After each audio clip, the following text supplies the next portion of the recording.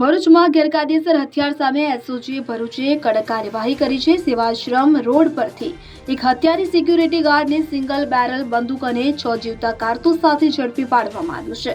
PI એવી પાણમિયા અને PI H છૈયાની આગેવાની હેઠળની ટીમને હેડ કોન્સ્ટેબલ કીર્તિકુમાર ભાર્ગવ દ્વારા બાતમી મળી હતી અને આ બાતમીના આધારે હોસ્ટેલ ગ્રાઉન્ડના ગેટ પાસે કાર્યવાહી કરવામાં આવી હતી। પકડાયેલા આરોપીની ઓળખ કૃષ્ણકુમાર વિશ્રામ યાદવ તરીકે થઈ છે।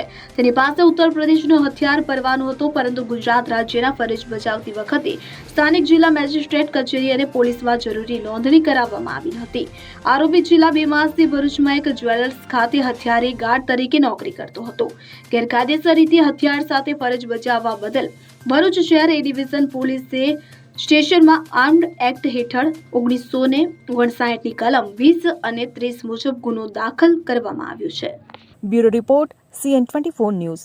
હવે જુઓ દેશ દુનિયાની તમામ ખબરો તમારી આંગળીના ટેરવે।